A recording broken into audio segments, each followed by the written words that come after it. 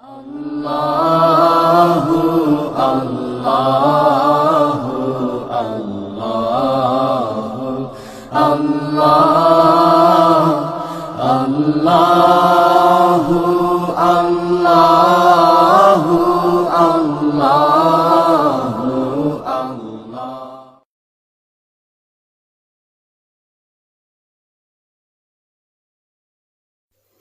بسم اللہ الرحمن الرحیم الحمدللہ وکفا وسلام علی عبادہ الذین اصطفیٰ۔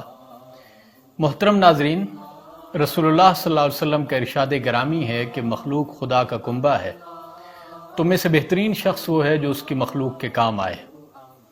اسلام میں بنیادی عقائد، توحید، رسالت اور آخرت کے بعد جس چیز کے معاملے میں سب سے زیادہ تاکید کی گئی ہے وہ حقوق العباد ہیں، اور یہ اسلام ہی ہے جس نے اہل ایمان کی باطنی کوتاہیوں کے ازالہ کے لیے غریبوں، محتاجوں اور مسکینوں کو کھانا کھلانے کو کفارہ کی حیثیت سے پیش کیا۔ حضور رحمت کائنات صلی اللہ علیہ وسلم کی حیات مبارکہ کا مطالعہ کر کے دیکھیں، بلکہ آپ سے پہلے انبیاء کی زندگیاں بھی دیکھ لیں تو وہ بھی خدمت خلق کا اعلیٰ نمونہ تھیں۔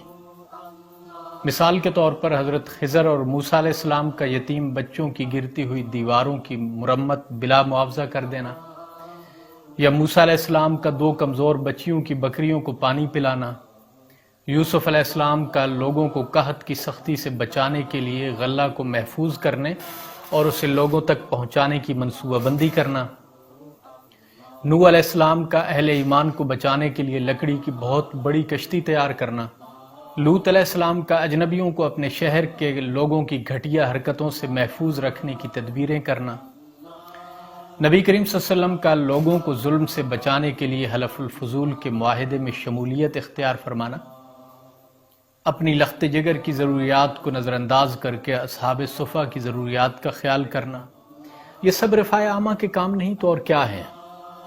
یہ بھی دین کا ایک شعبہ ہے اور مسلمانوں کی روحانی ترقی کا ذریعہ ہے۔ صوفیاء نے انبیاء کرام کی سنت کو زندہ رکھا، چنانچہ ان کی تاریخ بھی محتاجوں، مسکینوں کی داد رسی، یتیموں سے ہمدردی، پریشان حال لوگوں کی مدد اور ایثار و قربانی کے حیرت انگیز واقعات سے بھری پڑی ہے، اور ان مثالوں سے کسی سلسلہ طریقت اور خانوادہ تصوف کی تاریخ خالی نہیں ہے۔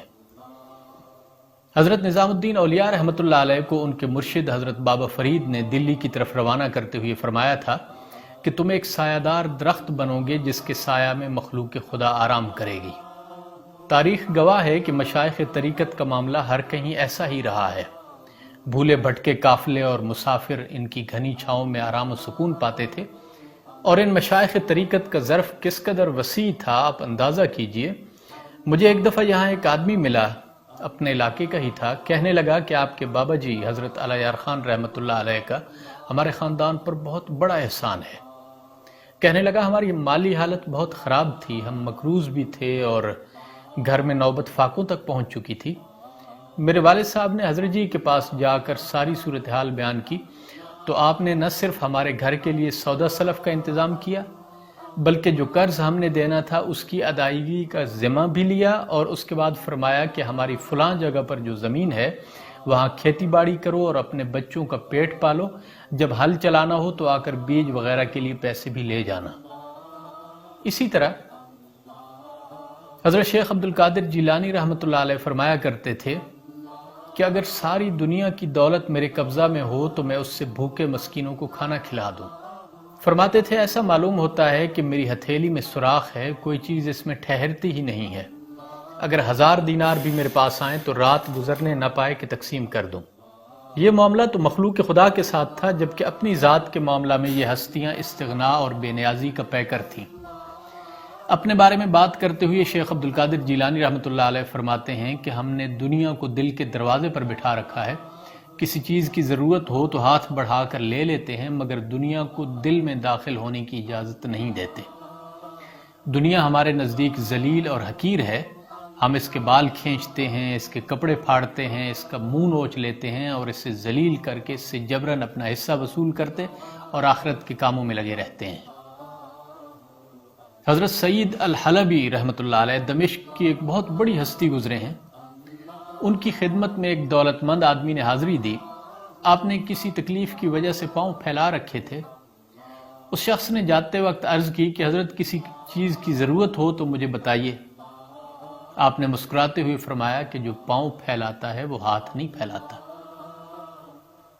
سلسلہ نقشبندیہ مجددیہ کے ایک بزرگ مرزا مظہر جان جانا رحمۃ اللہ علیہ کو بادشاہ نے پیغام بھیجا کہ اللہ نے مجھے اتنی بڑی سلطنت عطا کی ہے تو اس میں سے آپ بھی کچھ حصہ قبول فرما لیں۔ تو آپ نے جواب دیا کہ اللہ تعالیٰ نے اس کائنات کو اس کی وسعت کے باوجود متاعن قلیل کہا ہے، یعنی تھوڑی سی متاع۔ اب اس میں سے ایک چھوٹا سا حصہ آپ کو ملا ہے، اس میں سے ایک ٹکڑا پھر میں لے لوں تو یہ مجھے مناسب نہیں لگتا۔ ایک مرتبہ نواب آصف جاہ نے 20,000 روپے آپ کی خدمت میں پیش کیا تو آپ نے قبول نہیں فرمایا۔ نواب صاحب نے کہا کہ آپ یہ رقم رکھ لیں اور غریبوں میں بانٹ دیجئے گا۔ فرمایا مجھے اس کا سلیقہ نہیں ہے، آپ یہاں سے نکل کر بانٹتے چلے جائیے، گھر تک پہنچتے پہنچتے تقسیم ہو جائے گا۔ سلطان علاء الدین خلجی تخت نشین ہوا تو اس نے حضرت نظام الدین اولیاء رحمۃ اللہ علیہ کو اپنی سلطنت کے لیے خطرہ محسوس کیا۔ حضرت نے اسے پیغام بھیجا کہ میں ایک فقیر آدمی ہوں، شہر کے ایک کونے میں بیٹھ کر مسلمانوں کے لیے دعا کرتا ہوں، اگر آپ کو میری وجہ سے کوئی پریشانی ہے تو میں یہاں سے کہیں اور چلا جاتا ہوں، اللہ کی زمین تو بہت وسیع ہے۔ سلطان مطمئن ہوا تو اس نے کہلوا بھیجا کہ میں آپ کی خدمت میں حاضر ہونا چاہتا ہوں۔ آپ نے جواب دیا کہ میں آپ کے لیے غائبانہ دعا کرتا ہوں اور غائبانہ دعا بہت مؤثر ہوتی ہے، اس لیے آپ کا آنا ضروری نہیں ہے۔ سلطان نے جب بار بار اصرار کیا تو آپ نے فرمایا کہ اس فقیر کے گھر کے 2 دروازے ہیں، ایک دروازے سے بادشاہ داخل ہوگا تو دوسرے سے یہ فقیر نکل جائے گا۔ حضرت بابا فرید رحمۃ اللہ علیہ کا واقعہ ہے، آپ کے سامنے کھانا رکھا گیا، آپ کی خوراک تو نہایت سادہ ہوا کرتی تھی، آپ نے کھانے کی طرف ہاتھ بڑھایا اور پھر ہاتھ روک کر فرمانے لگے کہ آج کھانے میں کچھ ایسا ہے کہ اسے کھانے کو دل نہیں کر رہا۔ تب آپ کو بتایا گیا کہ نمک ختم ہو گیا تھا تو پڑوسی سے ادھار نمک مانگ کر سالن میں ڈالا گیا۔ آپ نے فرمایا کہ ایک فقیر کے لیے یہ مناسب نہیں کہ اپنی خواہشات کے لیے کسی کا مقروض ہو جائے۔ میں ایک چٹکی نمک کے لیے اپنا نام فقراء کی فہرست سے نکلوانا نہیں چاہتا، یہ سالن کسی غریب کو دے دیا جائے۔ تاریخ فرشتہ میں ایک واقعہ لکھا ہے کہ سلطان محمود غزنوی ایک مہم کے سلسلہ میں خراسان گیا تو وہاں کے مشہور بزرگ شیخ ابو الحسن خرقانی رحمۃ اللہ علیہ کو پیغام بھیجا کہ میں آپ سے ملاقات کا خواہش مند ہوں، آپ میرے پاس تشریف لے آئیے۔ حضرت شیخ نے آنے سے معذرت کی تو سلطان محمود غزنوی نے خود حاضر ہونے کا پروگرام بنایا، مگر وہ اس طرح کہ ایاز کو اپنا شاہی لباس پہنایا اور خود ایاز کا لباس پہن کر خانقاہ جا پہنچا۔ شیخ نے صرف سلام کا جواب دیا اور کوئی خاص توجہ نہ کی، ایک نظر دونوں کو دیکھا اور اصلی سلطان کی طرف متوجہ ہو کر فرمایا کہ بیٹھ جاؤ۔ اس کے بعد دلچسپ گفتگو ہوئی، مگر میں ان باتوں کو چھوڑ کر آگے بڑھ رہا ہوں۔ سلطان محمود جب رخصت ہونے لگا تو اس نے اشرفیوں کی ایک تھیلی نظر کی تو بدلے میں شیخ نے جو کی روٹی کا ایک ٹکڑا پکڑا دیا اور فرمایا اسے کھاؤ۔ سلطان نے کھایا تو وہ حلق میں پھنس گیا۔ شیخ نے پوچھا کیوں، کیا ہوا؟ سلطان نے کہا ٹکڑا گلے میں اٹک گیا ہے۔ فرمایا تمہاری یہ اشرفیاں بھی اسی طرح میرے گلے میں اٹک کر رہ جائیں گی، یہ تھیلی اٹھا لو۔ سلطان نے کہا یادگار کے طور پر کچھ عنایت فرمائیے۔ آپ نے اپنا جبہ عنایت فرمایا۔ جب سلطان جانے لگا تو آپ نے کھڑے ہو کر رخصت کیا۔ سلطان محمود نے کہا کہ جب میں آیا تھا تب آپ نے ذرا اہمیت نہ دی اور اب اتنی عزت کے ساتھ رخصت فرما رہے ہیں۔ فرمایا جب تم آئے تھے تو تمہارے اندر سلطنت کا غرور تھا، اب درویشانہ انکسار نظر آ رہا ہے۔ 8ویں صدی ہجری میں ایک عظیم صوفی بزرگ شیخ شرف الدین یحییٰ منجری رحمۃ اللہ علیہ گزرے ہیں۔ ان کے مکتوبات بہت زیادہ مشہور ہیں، یوں تو میری نظر سے بہت سی علمی اور ادبی شخصیات کے مکتوبات گزرے، مگر جو الفاظ کا چناؤ، تحریر کی شگفتگی، قوت بیان، تحریر کی قوت اور بے ساختگی ان کے مکتوبات میں پائی جاتی ہے، وہ اور کہیں دیکھنے کو نہیں ملی۔ سلطان محمد تغلق نے آپ کی بزرگی کی شہرت سنی تو ایک فرمان جاری کیا کہ آپ کے لیے خانقاہ اور مسجد تعمیر کی جائے اور اس کے اخراجات کے لیے ایک وسیع جاگیر آپ کے حوالے کی جائے، اور اگر آپ انکار کریں تو بھی آپ کو مجبور کیا جائے۔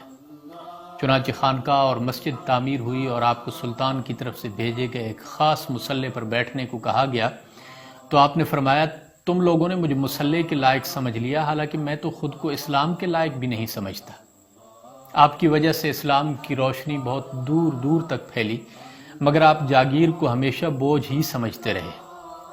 جب سلطان محمد تغلق کی وفات ہوئی اور فیروز شاہ تغلق تخت نشین ہوا تو آپ دلی تشریف لے گئے۔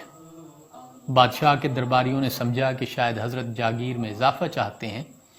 فیروز شاہ تغلق نے سنا تو اس نے کہا کہ حضرت کا یہاں آنا میری خوش نصیبی ہے، اگر انہوں نے بہار کا سارا علاقہ بھی مانگ لیا تو میں انکار نہیں کروں گا، لیکن جب آپ پہنچے تو فرمایا ایک درخواست ہے، اگر قبولیت کا وعدہ ہو تو عرض کرتا ہوں۔ سلطان نے خوشی سے وعدہ کیا تو آپ نے جاگیر کی سند آستین سے نکال کر سلطان کے ہاتھ میں دے دی اور فرمایا اللہ کے لیے اس کو واپس لے لیں، یہ میرے کام کی چیز نہیں۔ سلطان اور اس کے وزراء ششدر رہ گئے۔ سلطان نے پھر بھی کچھ خدمت کر کے سعادت حاصل کرنے کی کوشش کی، بہت اصرار کر کے ایک بہت بڑی رقم پیش کی جو آپ نے دربار سے نکلتے ہی فقیروں مسکینوں میں تقسیم کر دی اور درویشانہ استغنا کے ساتھ واپس لوٹے۔ یہ جو استغنا ہے یہ بھی کمال چیز ہے، ہزار فضیلتوں اور کرامتوں سے بڑھ کر ہے۔ صوفیاء کرام کو اللہ نے ہمیشہ اس میں سے وافر حصہ عطا فرمایا۔ صوفیاء کی خانقاہوں میں ہر طرح کے لوگ حاضری دیتے، ہر طرح کے آدمی یہاں اپنے دل کی بے چینی اور دماغ کی الجھن دور کرتے اور غذا اور دوا، محبت، عزت اور قدر سب کچھ پاتے تھے۔ میری ذاتی رائے یہ ہے کہ اللہ نے جب جب باطنی دولت تقسیم کرنا چاہی تو اسے ہمیشہ سخی لوگوں کے ہاتھوں تقسیم کروایا، جو مزاجن بانٹنے اور تقسیم کرنے والے لوگ تھے۔ اور یہ بات بھی یاد رکھیے گا، میں پورے یقین کے ساتھ کہہ رہا ہوں کہ جو شخص دنیاوی دولت کے معاملے میں بخیل ہو، اللہ کبھی بھی باطنی دولت اس کے ہاتھوں تقسیم نہیں کرواتا۔ وما علینا الا البلاغ۔